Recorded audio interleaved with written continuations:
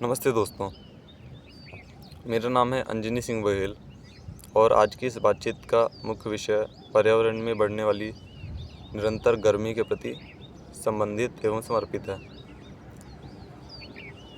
बीते कुछ सालों में आपने देखा होगा हमारे देश में गर्मी में अप्रत्याशित वृद्धि देखने को मिली है। अर्थात ऐसी गर्मी हमने जो बीते 2 या 3 सालों में देख ली है, इससे पहले हमने बीते 40 से 50 सालों में कभी नहीं देखी। इसके अनेक कारण हैं। उन कारणों को जानना, समझना और उनके समाधान के प्रति काम करना हमारा कर्तव्य है, क्योंकि हम भारत देश के नागरिक हैं। अगर हम बात करें कारणों की, तो कारण तो अनेक हैं, मगर हम आज मुख्य 3 कारणों पर ही चर्चा करेंगे। उन कारणों में से प्रथम कारण है भौगोलिक स्थिति। भारत की भौगोलिक स्थिति उष्णकटिबंधीय क्षेत्र के अंतर्गत आती है, जिसका अर्थ यह होता है कि उन क्षेत्रों में सूर्य का किरण जो है वो सीधे रूप पे पड़ता है, जिसकी वजह से हमें ज़्यादा रियायत नहीं मिल पाती और सूर्य की सीधी किरणें जो पड़ती हैं उनसे हमारे देश में गर्मी के मौसम में हानियाँ ज़्यादा देखने को मिलती हैं। इसका एक कारण ओजोन क्षरण भी है, क्योंकि ओजोन क्षरण के बाद से जो अल्ट्रावायलेट रेज़ पराबैंगनी किरणें जो होती हैं वो सीधे रूप में पृथ्वी पर पड़ती हैं,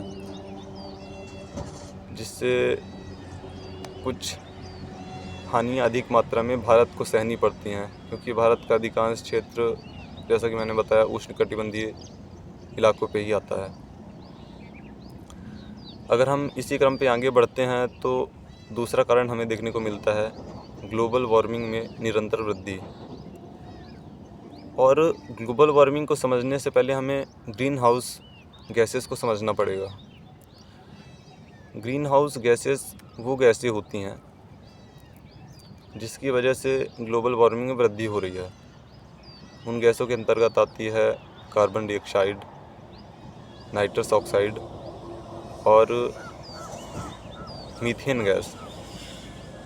तो और अगर हम उस गैस को ना भूलें, क्लोरोफ्लोरोकार्बन CFC, जो कि ओजोन क्षरण का मुख्य कारण रही है हमेशा से।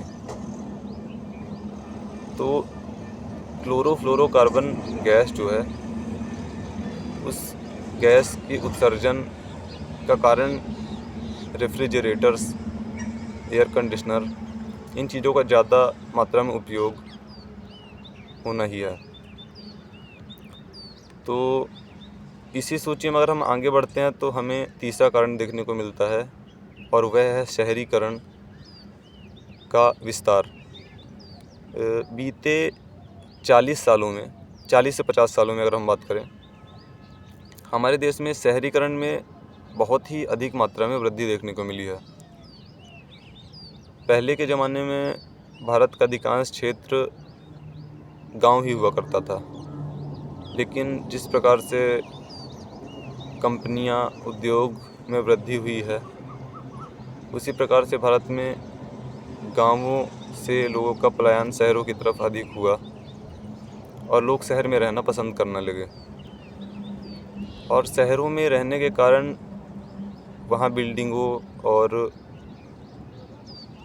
कंक्रीट्स का इस्तेमाल अधिक मात्रा में हुआ, जिस वजह से हमें वृक्षों, वनों को काटना पड़ा।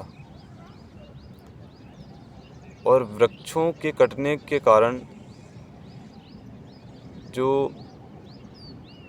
कार्बन डाइऑक्साइड गैस रही, उसमें वृद्धि होने लगी, जिसकी वजह से ऑक्सीजन और कार्बन डाइऑक्साइड का बैलेंस बिगड़ा और गर्मी में वृद्धि हो गई। तो हमें समझना होगा कि जो गर्मी में वृद्धि हो रही है, इसके पीछे कहीं ना कहीं हमारा ही मुख्य रूप से हाथ रहा है। पृथ्वी के जो साधन रहे हैं वो हमेशा ही मानव के लिए उपयोगी रहे हैं, लेकिन मानव ने हमेशा पृथ्वी को नुकसान ही पहुंचाया है। तो आप सभी से यही गुजारिश है कि आप लोग हमारी पृथ्वी को बचाने में प्रयास करें। हमारे भारत देश को उष्णकटिबंधीय क्षेत्र में होने के बावजूद अगर उस पे हम वृक्ष लगाएं अधिक से अधिक तो वह फ़ायदेमंद साबित हो सकता है, क्योंकि अगर हम वृक्ष नहीं लगाएंगे तो हमारी आने वाली पीढ़ियाँ उन्हें बहुत ही अधिक समस्याओं का सामना करना पड़ सकता है। तो इसी क्रम में मैं अपनी वाणी को एक बार फिर से विराम देना चाहूँगा। आज की हमारी इस बातचीत में शामिल होने के लिए आपका बहुत बहुत धन्यवाद।